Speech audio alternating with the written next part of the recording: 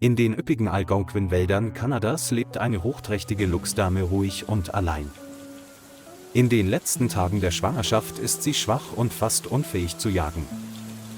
Sein schwerer Bauch ließ ihn sich langsam bewegen, seine müden Augen blickten zum strömenden Regen hinauf.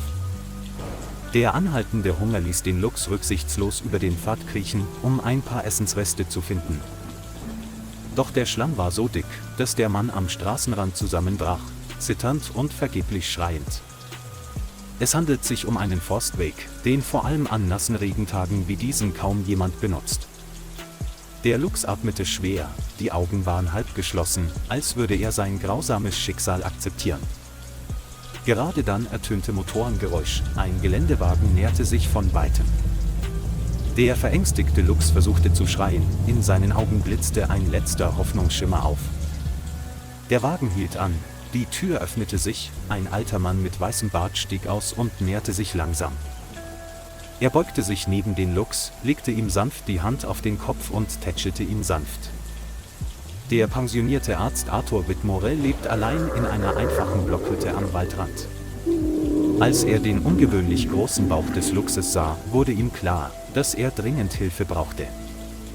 Arthur hob den Luchs schnell auf und legte ihn auf den Rücksitz seines Autos. Das Tier war so schwach, dass es sich nicht wehrte, sondern nur leicht atmete und die Augen schloss. Arthur fuhr durch den Regen zur kleinen Tierklinik in der Stadt Whitney. Die Ärzte dort waren fassungslos, als sie sahen, dass während des Regens eine trächtige Luchsin eingeliefert wurde. Sie behandeln nur Hunde und Katzen und hatten noch nie einen so wilden Fall. Doch vor den flehenden Augen des alten Mannes beschlossen sie, alles zu geben. Der Luchs wurde auf einen Untersuchungstisch gelegt, wo weißes Licht auf sein schlammiges Fell schien. Der junge Tierarzt legte sein Stethoskop auf den Bauch des Rotluchses und runzelte die Stirn, während er dem chaotischen Herzschlag lauschte. Es zeigt Anzeichen von Gebärmutterkontraktionen, es wird wahrscheinlich in ein paar Stunden geboren, sagte er. Sie verabreichten dem Luchs intravenös Flüssigkeit, um ihn zu rehydrieren und ihm zu helfen, seine Kräfte wieder zu erlangen. Eine Ärztin wischte vorsichtig den getrockneten Schlamm aus seinem glatten Fell. Der Luchs öffnete die Augen und sah alle an, keine Angst mehr, nur müde und zerbrechlich. Dem Rotluchs wurde vorsichtig eine Verhütungsspritze in den Hinterschenkel gespritzt. In einer angespannten Atmosphäre warteten alle auf jede seiner Bewegungen auf dem Untersuchungstisch. Nach 2 Stunden setzten die ersten Wehen ein, die beim Luchs immer wieder leichte Krämpfe auslösten. Arthur stand neben ihr, die Hände auf dem Tisch, und ließ den Blick nicht von der wilden Mutter ab. 3 Ärzte arbeiteten harmonisch zusammen und überwachten jeden Messwert auf den Herzfrequenz- und Atmungsmonitoren. Der Luchs streckte sich, atmete schwer und seine Krallen kratzten über die Tischdecke der Untersuchungsliege. Das erste Rotluchsjunge wurde im warmen Licht des Operationssaals geboren. Ein schwacher Schrei ertönte, alle atmeten erleichtert auf, Arthur lächelte leicht. Der Luchs wurde getrocknet und neben seine Mutter gelegt, damit er seine erste Wärme spüren konnte. Unter Freudentränen kamen dann das 2., 3. und schließlich das 4. Kind zur Welt. Die Luchsmutter war fast erschöpft, aber ihre Augen funkelten, als sie ihre säugenden Jungen ansah. Der ganze Raum verstummte angesichts des heiligen Augenblicks des Lebens, der gerade begonnen hatte. Die Ärzte beschlossen, die Luchsfamilie 2 Tage lang dazu behalten, um ihre Genesung zu überwachen. Arthur blieb zurück, um sich um sie zu kümmern und brachte der Luchsmutter jeden Morgen frisches Futter. Er stand an der Glastür und beobachtete jede Bewegung der Babys, die sich zum Stillen streckten. Die Luchsmutter begann sich zu erholen, ihr Körper fühlte sich leichter an, ihre Augen waren wieder beweglich. Der Arzt nähte den kleinen Riss und führte eine letzte Untersuchung durch, bevor er die Entlassung erlaubte. Sie haben dieses seltene Bild als wertvolle Erinnerung an ihr Berufsleben festgehalten.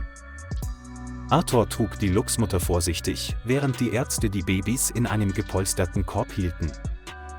Das Auto rollte zurück in Richtung des grünen Waldes, wo das wilde Leben weiterging. An diesem Tag schien die Sonne mild, Der Nebel lichtete sich allmählich und hinterließ eine seltsam frische Luft. Der Waldweg ist wie ein willkommener Teppich für diejenigen, die in die Natur zurückkehren. Arthur setzte die Luchsmutter ab und öffnete den Korb, damit die 4 Jungen zu ihr laufen konnten. Die Luchsmutter leckte jedes Junge sanft ab und wedelte mit dem Schwanz, als wüsste sie, dass es Zeit war, nach Hause zu gehen. Arthur und der Arzt standen schweigend da, sagten nichts und lächelten nur glücklich. Die Luchsmutter drehte den Kopf, ihre Augen blickten stumm und dankbar, dann führte sie ihre Jungen tief in den Wald hinein. Die letzten Schritte verschwanden hinter den Bäumen und hinterließen eine warme Leere im Herzen. Arthur stand lange Zeit mitten auf dem Weg und beobachtete alles, als hätte er sich gerade von etwas Kostbarem verabschiedet. Der Algonquin Forest birgt im Herzen der Wildnis ein heiliges Geheimnis. Der Arzt schüttelte Arthur die Hand. Danke, dass Sie an uns geglaubt haben. Das ist ein Wunder. Arthur kehrte in seine alte Hütte zurück, wo er einfach und friedlich mitten in der Natur lebte. Obwohl er sich von dem Luchs trennte, fühlte er ein seltsam warmes Gefühl in seinem Inneren.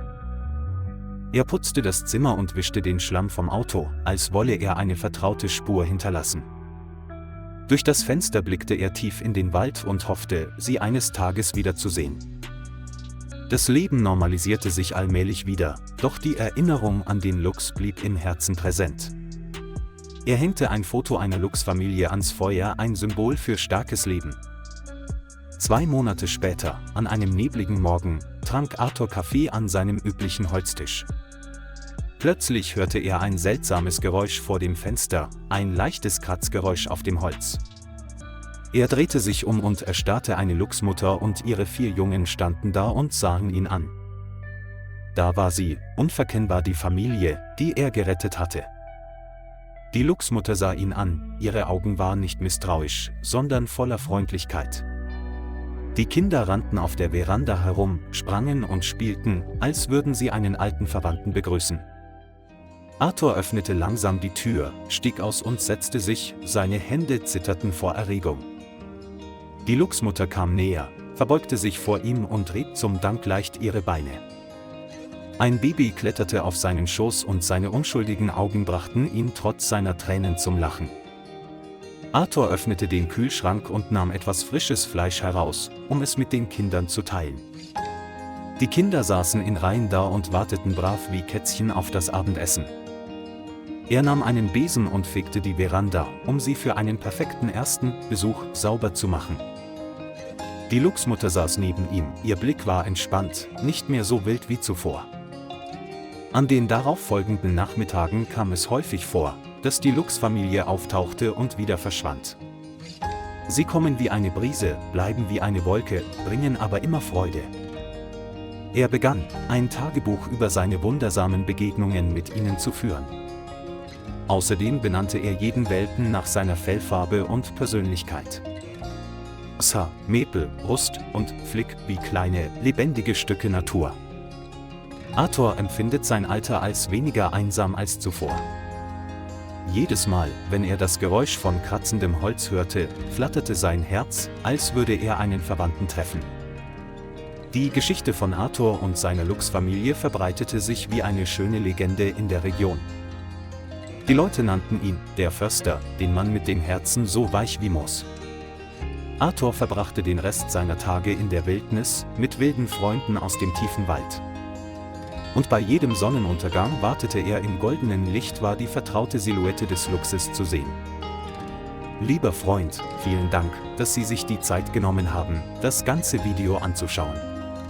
Vergessen Sie nicht, den Kanal zu liken und zu abonnieren, um uns zu unterstützen. Auf Wiedersehen und bis zu den nächsten Folgen.